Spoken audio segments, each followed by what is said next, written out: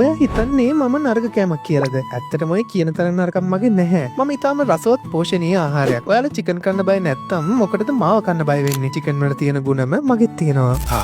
රැවටුනා නේද? ඔයා හිතන්නේ මම නිකම්ම ෆැන්සි කෑමක් කියලාද? ඔයාගේ දිව රවට්ටන්න මට පුළුවන්. මගේ තියෙන්නේ මස් අඹරලා රසායනික විස සහ ලුණු මිශ්‍ර කරලා කෘත්‍රිම සමක් තුල සිර කරලා නැවත පණ දුන් සොම්බි ආහාරයක්. මං ඔයාගේ ඇඟ ඇතුළට ගියාම කරන දේවල් දන්නවනම් ඔය ජීවිතේට මාව කටේවත් තියන්නේ නැහැ. මගේ ඇතුළේ තියෙන අධික සෝඩියම් ප්‍රමාණය ඔයාගේ රුධිර පීඩනය එකපාරට මියල් නංවනවා. ඒකෙන් ඔයාගේ හදවතට දරා ගන්න බැරි තරම් පීඩනයක් එනවා. මම තමයි සයිලන්ට් කිලර්. ලෝක සෞඛ්‍ය සංවිධානය WHO එක මාව වර්ග කරලා තියෙන්නේ පිළිකාකාරකයක් විදියට. මාව ප්‍රොසෙස් මීට් තරයට වැටෙන්නේ මාව හැදෙන්න පාවිච්චි කරන නයිට්‍රේට්ස් සහ නයිට්‍රයිට්ස් නිසා. මේ ඔයාගේ බඩවැල් වලට ගිහින් පිළිකා ඇති කරනවා. ඔයාගේ දිවට මම රස උනාට මගේ ඇතුළේ තියෙන අධික ට්‍රාන්ස් ෆැට්ස් සහ සැචුරේටඩ් ෆැට්ස් ඔයාගේ රුධිර නාලවල කොලෙස්ටරෝල් තැම්පත් කරනවා. ඒකෙන් හෘද රෝග සහ ආඝාත එන එක මම සහතික කරනවා. මට ඔයාව වැබ්බැහි කරගන්න පුළුවන්. මගේ ඇතුළේ තියෙන සැඟවුණු සීන සහ කෘත්‍රිම රසකාරක නිසා ඔයාට මාව කන්න ආයෙත් හිතෙනවා. ඒක හරියට මම ඔයාගේ ශරීරය පාලනය කරනවා වගේ. ඉතින් දැන්වත් තේරුණාද මම මොන තරම් භයානක කෙනෙක්ද කියලා? මාව කණ එක නවත්තලා ඔයාගේ ඇඟට හොඳ දෙයක් ගන්න. ඒක තමයි ඔයාගේ සර්වයිවල් එක.